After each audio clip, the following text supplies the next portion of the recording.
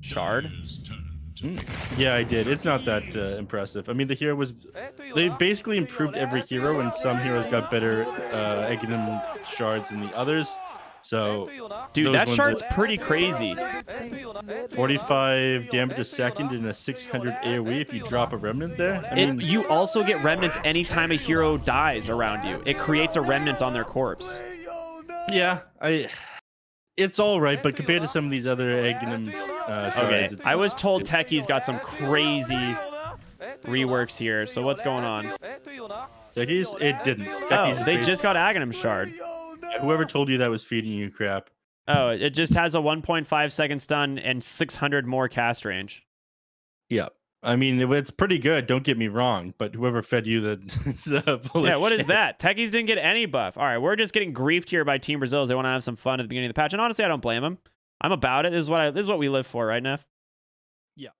They also changed Mortal Strike on Wraith Kings. Do you have a chance to talk about that to work a little bit like Chaos Knight's critical ability? Sorry, Chaos Strike. I forgot what it was called. I think it's called Lucky. Yeah, it's a passive with 4-second cooldown like it used to be. So they gave him the old treatment there. Reworked Vamp Aura and all called Vampiric Spirit. Provides you with some pretty good lifesteal and can be activated to summon the skeleton. So it's no longer tied to Mortal Strike. It's tied onto the aura, which is big. I think that's huge because being able to max out Mortal Strike forces you to not be able to max out your Vamp Aura. And that's one of the things that made Wraith King a little bit kind of overpowered during certain patches. You would just get 4 points in that Mortal Strike, and then you'd have the skeletons as well. Skeletons now also have Vampiric Spirit ability, though. Yep. So apologies to everybody. I know I was brought on here as an analyst, but I did my best to read through the heroes as quickly as possible. Didn't have time to do the items. Only had about 10 minutes between the games. I went through the new items, some of the jungle items, so I'm going to do my best as well.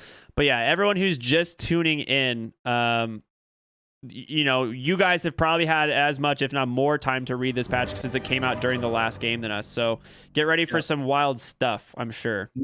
Not just for us, you'll have to cut a little bit of slack, but these players too have been given absolutely no time here.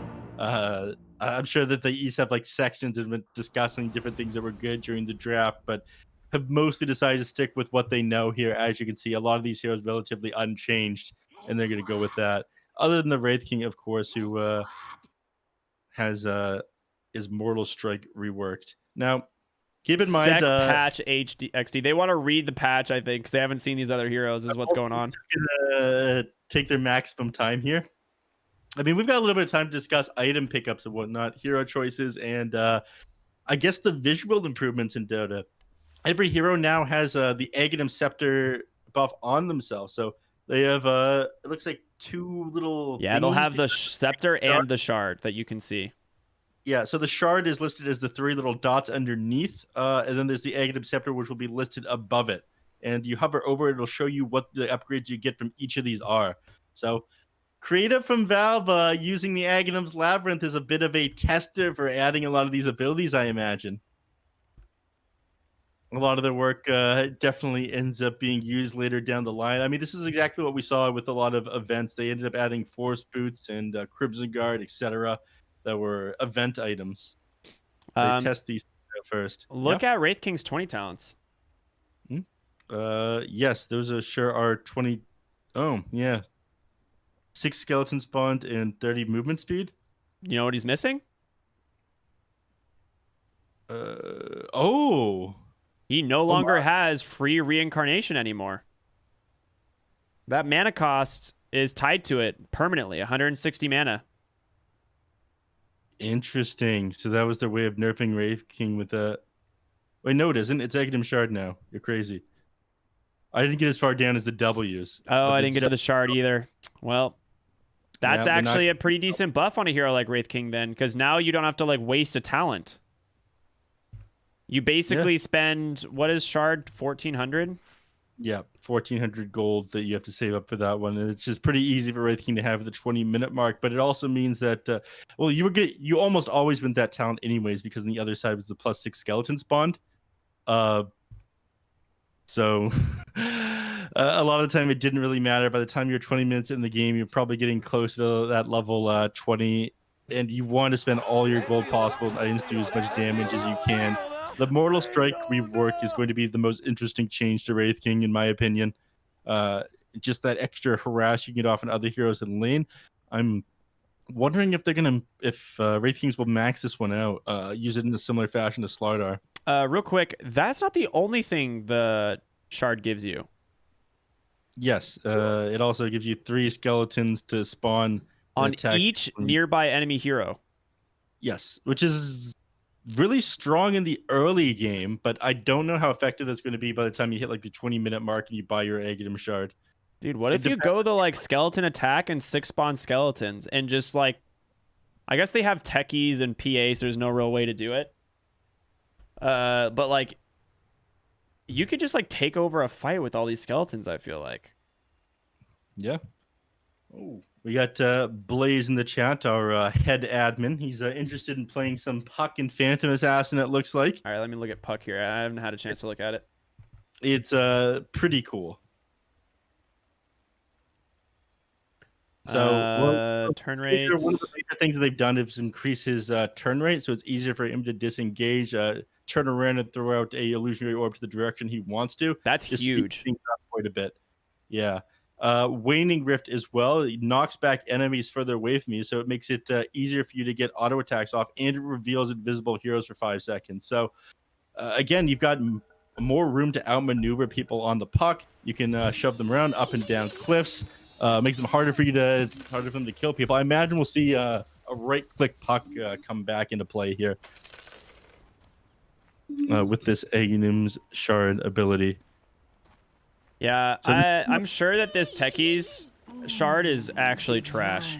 The techies? Yeah. No, it's good. You think that shard is good enough? A 1.5 second stun before the silence comes out and 600 extra cast range?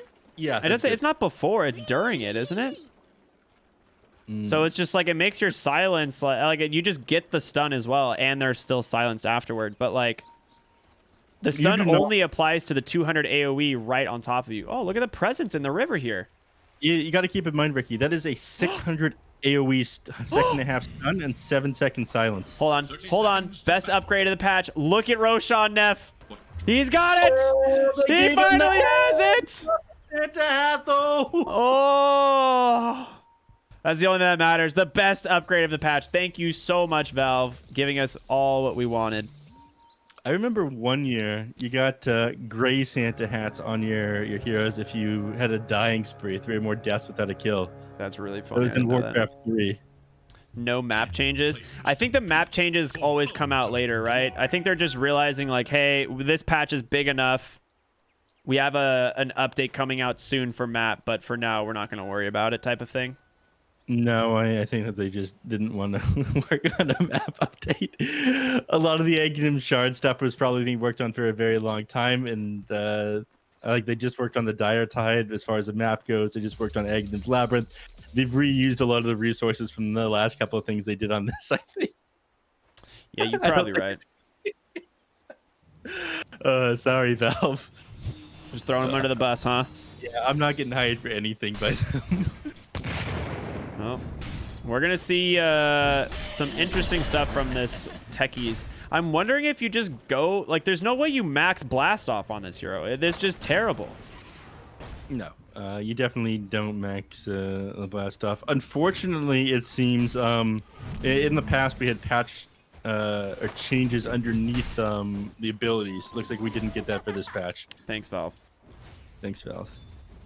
Valve giveth and Valve taketh away, as they say. This is true. So it makes things a little bit more annoying for us, but fortunately I did have time to read through a lot of the hero changes, items that is going to be the big problem for me. Yeah, it'll be interesting to see how some of these new items play out. Obviously, there's some new ranged int style like carry items that were added to the game. There's also this Eternal Shroud that I think is super freaking cool. I can't wait to see how this one gets added or how this one gets used. I'm sure there's gonna be some like big theory crafting around it. But top lane Slardar getting a lot of damage from Benny and Nuages. They got their level 2s. So they're able to pressure them out pretty heavily. I mean, they're losing health in a lot of the lanes here on the side of Brazil. Yeah. I mean, they're definitely losing the lanes, but they're ahead on net worth right now by a little bit, regardless of that. Kostabile might die here. KJ able to just get that.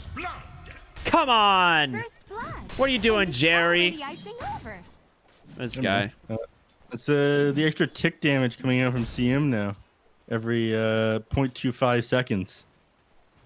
So it starts off slower, but then I think it ends up doing... Actually, no, it's going to do less damage as it opens, because when you activated it before, it did the 75.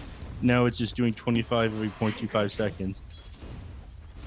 It does the same damage overall, right? Frostbite still applies the same damage through the whole duration.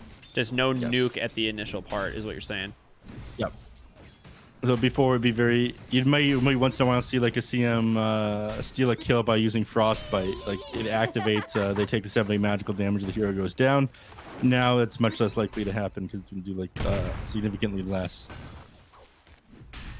But ticks them over the duration quite a bit more. Yeah. I'm curious to see how this Wraith King does. He is going to go ahead and go to the max Vamp Spear. I feel like that's what you have to do, right? Mortal Strike is great, but you do need the Spirit in order to actually farm and have these skeletons. 18, 26, and 34% lifesteal eventually. I don't think that's good. I feel like this Wraith King got overall nerfed. Yeah, I think he's less strong as a carry into the super late game. I think he's better in the laning stage now, though, which is something he definitely struggled with before. I mean, the Aghanim Scepter got mega buffed, but, like, building Ags on this hero feels terrible. Nice deny there from Thelacor as Nuages almost finds the kill. He's definitely going to be played in a different way than he used to be, which is a real shame for K1 Hector. He's going to come back. He's going to be replaced with Tomato. His hero is going to be completely changed around. The one thing that makes these skeletons really good is the fact that they have their own built-in lifesteal now. So you don't need to be around the Wraith King in order to, get that lifesteal and continue running. Missing a couple kills around the map as we're chasing King RD in the top lane here, but I'm sure Jerry's going to be able to make up for it. No, he's not. Slardar doesn't even die. Okay, I blame Jerry. Rookie mistake there, Jerry. KJ down here in the bottom lane. Just gonna wait for the heroes to come back down here. Kostabile's been doing all right, sitting at 19 and 6, up to at the top of the net worth chart. So you definitely don't want the PA to pop off like this. I can tell you that much. You're just gonna go for the early Battle Fury. This game that's pretty much the standard PA build when you don't have like a Magnus to work with. I'm surprised Hane went for just this 1 point in Caustic Finale and then 2 into Burrow Strike. Yeah. What? I mean, I guess he's just, Stun comes out onto the PA, just trying to get as much harass off as he can with his Caustic Finale. I mean, maybe he's just trying to take advantage of the extra damage and stun duration on Burrow Strike. He wants to be using Epicenter as soon as he hits level 6 now, perhaps, just faking it out. So, again, before you might see multiple points in Sandstorm or Caustic Finale, now I think, stun comes out onto KJ. That is why I forget, yes, of course. The classic Burrow Strike into Arrow. That is why he is maxing the Burrow Strike. Well, it's not just that. A lot of the time before, Sand Kings wouldn't get Epicenter at 6 because you'd never actually get it off onto a hero, right? Yeah. Now you can fake it out in front of the enemies the same way you would do with a Pango ult and get them to stick near you after you end up popping it. They are rotating bottom here, trying to do what they can. Nuages gets that Frostbite, but purged immediately by the Omne Kostabile, chasing after the Crystal Main. She's going to find him. 40R comes on in, gets the coil onto the Sand King. This is a huge overextension here from the side of Jaguares.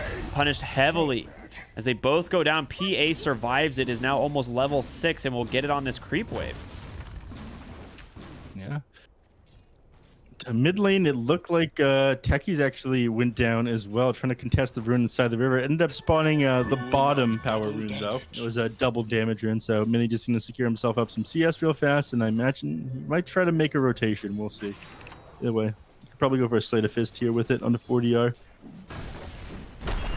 All right, top lane, Wraith King in a little bit of trouble. He gets his level 6. Hasn't chose to pick up Reincarnation. He will now, so first use of that ult right away, which is a little bit of an issue. It's such a long cooldown, and he's just going to go ahead and try and make some space for himself back on out. You do have, this cooldown on Mortal Strike every 4 seconds for that big crit. Yeah, I mean, Wraith King just feels worse to me, man. I don't know. Yeah. I think it's more consistent inside the lane. He's better for that reason. I think it's not necessarily worse, but it definitely just changed how the hero is playing. Oh my god, Puck ends up going down the mid lane. That is to the Frostbite, of course, being maxed out by Nuages. That was a sick gank, just rotating in from the trees and setting up a double remnant there for the Ember, just to cut him off. That was really nice. Yeah. It's possible that they're going to max out the Frostbite first on the Crystal Maiden, and then just reducing the cooldown and whatnot. It's actually like an insanely good ability. 3-second uptime and 2-second cooldown, essentially.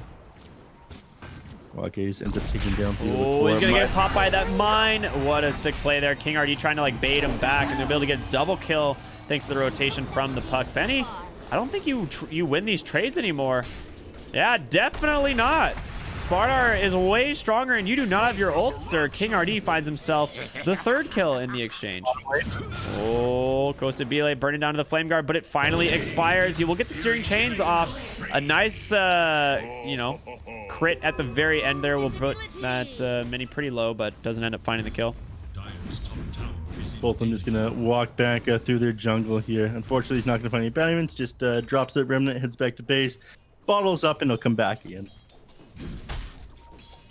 KJ, he'll find a little bit of farm for himself, get himself his Aghanim's shard. A lot of the players are probably going to be a little bit more greedy so they can hit that extra gold for the 20-minute mark now. That's one of the big takeaways from this patch, I see. Yeah, fact, that's probably a good point. Ooh, bottom lane. Hane, got to be careful. He's going to survive. He has the 3 points in Sandstorm now, which is pretty sick. He is going to go this like bracer into Tranquil Boots. He has a bottle as well. I'd like to see him just pick up like an early Hood of Defiance and like a Vanguard. Just tank up super strong for his team, because he needs to have someone making space. I don't think you can afford to go to like the Blink Dagger in this game. KJ might just go down. Okay, gets the... No, he's super dead. The observer were there. Outside, he's outside now. Oh, baby. He is super happy to find that. Burrow Strike in 2. They're going to be able to find Costa Bile. Great rotation from the mid lane. Oh, my goodness. What a sick setup there by Hane. Looks like we have some action at the top as well. They're chasing Benny through these trees here. No reincarnation for 20 seconds, and he's dead. Another find there for Slardar. This Wraith King's not looking so good, man. There's a lot of people that aren't looking so good. This game has been an absolute bloodbath. We're 10-9, not even 10 minutes into the game. 19 kills coming out so far, and there's a Dream Coil. Make it 20, baby. He's going to get the bounty rune, but he's going to pay for it with his life. Another find there for 40 Rs. He has an urn. Okay, hold on. I didn't read the Waning Rift Aghanim shard here. Now deals 70 bonus damage and knocks enemies back 250 over 4 seconds, non-interrupting. Reveals invisible enemy units and wards in the area. Yeah. What? So again, this just adds so much room for outplay on the Puck. That and the fact that he can turn a little bit faster. His turn rate improved from 0.5 to 0.8. Your boss, Blaze, he was pretty happy about this when he was dropping some messages in the chat. He might make some time for Dota finally. Dude, this Dream Coil, he actually just said it. I was like, imagine this with Dream Coil. Like, you just instantly snap someone on it if they're not in the center. Yeah. It's a knockback. Well, again, if they hold, they're gonna have to hug the center of the Dream Coil, much like you said, but it just adds so much room for outplay. It's not just that; it's like pushing people up and down cliffs. It's turning around fast to be able to get extra auto attacks off. They improved his level 10 down from the plus 25 to the plus 30 again. You might want the cast range instead, just so you have more room to play with the Waning Rift. Dude, yeah, I think you might actually go Waning. You might go cast range into Spell Amp, Waning Rift cooldown, and Waning Rift AoE, because this spell is just ridiculous now with that Aghanim shard. Somebody in chat wrote, did I hear well? Valve just released a furry update. Yes, it's the Canis Vulpes patch. You have that right? Canis Vulpes actually had to take a small break from his playing of Dota to take care of a few things, as he had to commune with his fellow furries. I hate him so much, it's unreal. Yeah. Mid lane, Mini's gonna run into Costa Bile here underneath the tower. It doesn't have anybody to follow it up quite yet. CM is coming 3 points into this frostbite, but the way Costa Bile is dodging, you're gonna be fine. He could probably stun out King Ardeen trees, but he's probably gonna go down into the puck. Yeah, he does. Buys enough time for them to get to the CM. Oh, the mine check. He's pretty much dead. Oh my god. In comes Silver. He misses the silence. A nice burrow strike. Ember, can he survive it? He doesn't get the sleight of fist off Thelacore. Not going to survive. Ooh. A nice stasis. He's out on the techies, and they're going to look for the Mirana as well. Ultra kill for 40R. Give this man a rampage. I want to see it. 12 minutes into the game. Give me a rampage. All right, they're not going to do it. They're afraid. Boo.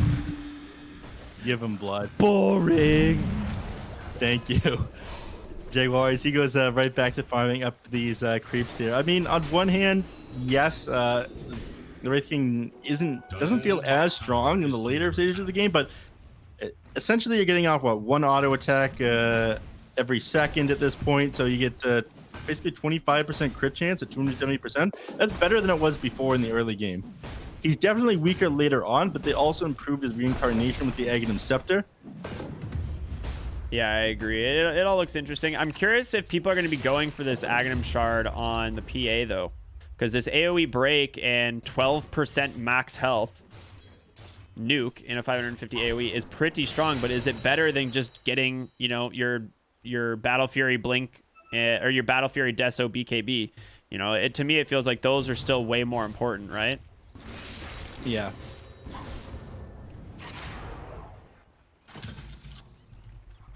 All right, over here in the King RD ends up taking out Mini in the top lane. Benny tries to run at King RD and 40R, but they're just gonna be able to walk away. Puck is much too evasive. I mean, Benny can't fight this hero at all. Slardar just destroys him. He's got the 3 points in the back right now. He's gonna come back, just get slapped down. 2 quick lives there on this Wraith King, and honestly, I don't see this game getting any better for him. Dire's top tower is under attack. No, 40R. He's just scouting through the trees here. He's got absolutely no fear at the moment. They're gonna have to rework this Wraith King again. I feel like this hero is bad. There's barely been any changes right now. There's the Vampiric Spirit, but other than that, he's the exact same that he was in the last patch. But now the difference is, like, in the last patch, you would have at least farming potential off Mortal Strike, and you could, like, farm pretty quick. Now you have to go a ton of levels into the Vamp Spirit, so it just takes longer for you to come online. And he's already a slow hero. Skeletons also get your Vampiric Spirit, though. That means they're going to farm up a little bit better, like healing off the camps now. Before, they would just go down in no time at all. Yeah. Maw ends up Benny just goes back in. This just isn't the place, sir. You can't fight this. This Slardar and Puck just doing too much work. A nice coil double kill for 4. This guy's beyond godlike at 15 minutes on the Puck. Yeah. A great epi. Is it coming out? It gets canceled. Oh, he almost managed to turn the fight around on that Sand King, but oh my god, 40R with the Witch's Blade right away. The projectile speed. Oh my goodness. Look at this thing. I was trying to figure out what heroes the projectile blade was good on, and it's or who the Witch's Blade was good on, and Puck's. It's basically your talent. Oh my goodness. Yeah, it is practically perfect for this hero. Now, Puck, he wasn't buffed massively. Oh, Nuaga's with the frostbite. But the side he's gonna be fine, at least for a moment. Does die, but yeah. Take a look at that fight recap, see how much gold went each way. So 828 gold for the heroes on Jaguares, and only 80 down. That is on the Puck. Huge. So much XP. I mean, Puck only got these small buffs. His agility was improved. There was a turn rate, which I felt like is a very big one in a basic hero like Puck. Illusory Orb damage increased. Waning Rift max distance barely increased. And the Scepter Stun Link break, I think, was improved in the early levels. But that's about it. Other than that, the hero is exactly the same. His 10 talent is given a little bit of a buff as well, but really, he's just playing super well on 4DR this game. It's not like the hero was made broken in this patch. No, you're right. He really is just playing it really well, and I think everyone else is just trying to figure out, you know, what's fun, what's new, but it is an elimination game. Top lane, they will find the PA. The epicenter is there, and no surviving that one. Well done there. Jaguares finding a big kill, taking down this PA who is still working towards her Battle Fury. Or, I'm sorry, towards her Desolator. Mid lane, took down CM, it seems. Oh, he found the chipped vest on King RD. Okay, that's sick. I didn't get to see any of the items. Break it down for me and the people what the chipped vest does. Chipped vest is a baby blade mail, so it's 3.5 health regen, which is really strong, right? Just generally health regen, that much specifically is really good. And then it returns 26 damage to heroes and 13 to all creeps. So it's a baby blade mail, essentially. Oh, little baby blade mail. You're so cute. All right, what do we get on the Dire here? Oh, they got the Fairies Trinket. Okay, so this one's also pretty cool. Gives the mana cost reduction, so that was returned back into the game momentarily. You get 5% spell damage and 100 HP, so this is a really great item for the Sand King here. Interesting. This spell. Oh. Stun comes out, but he's inside the ripper. Oh my god, you just can't outrun the Slardar, and these Corrosive Haze is doing so much work. Crystal Maid, she's gonna just channel the ultimate, but the stuns, they're there. Triple kill, going the way of Team Brazil. Yeah, and they've just been stomping this game, and that was something I mentioned before the game started. It's either you're master of meta or you're master of the game, and it looks like Team Brazil, they're just adapting to this patch and playing the game much better. All right, who's saving for their shard right now? Who's doing it? Who's waiting? I'm sure all of them are, or a lot of them are going to be saving for the shard. Puck's just rushing Ags. We've got Techies rushing Ags. Slardar's shard, which one was this one? 5 seconds to units. Everybody around who gets hit by Slitherine Crush. It is absolutely amazing. Okay, that might be one of the best shards I have seen. Yeah. That's so good. You slap the Slitherine Crush on them, everybody, you get True Sight on them and take extra physical damage for another 5 seconds there. So it's got to be one of the better ones. No wasting any time with that initiation, getting the Corrosive Haze off. So the question is, does that apply? Does the Corrosive Haze apply before the Crush, since the Crush is physical damage? Thanks. Or does it apply after the Crush? I imagine after, because it says applied for 5 seconds to units hit with the Slitherine Crush. Okay, that's actually so good. On your team, I mean, you just blink in, get the initiation off, and she's gonna be able to creep everybody down with this Battle Fury. Oh, a big coil, a nice epi on the backside, looking for the Omni Knight. He's gonna get the Guardian Angel off just in time before dying, but you've managed to lose to the reincarnation from the Wraith King. But again, this hero cannot fight into this Slardar and Costa Bile, but he's just forced to run on the side. Ember Spirit trying to take down the Slardar. He's underneath some creeps, but Wraith King, again, you can't do much. Costa Bile is going to be able to finish off. He's still got an Aegis as well. 4 heroes dead, and now Mini running for his life. He has no remnant left. In comes the Techies to secure the silence. 5, 4, 1, and an Aegis. Yeah, Aegis expired, and that's about it. That is going to be 5,000 XP going the way of Team Brazil. And almost 3,000 gold. Techies, he finishes up his Aghanim Scepter after that last team fight as well. I imagine the shard is going to come not long after this one. It has controlled the entire map here.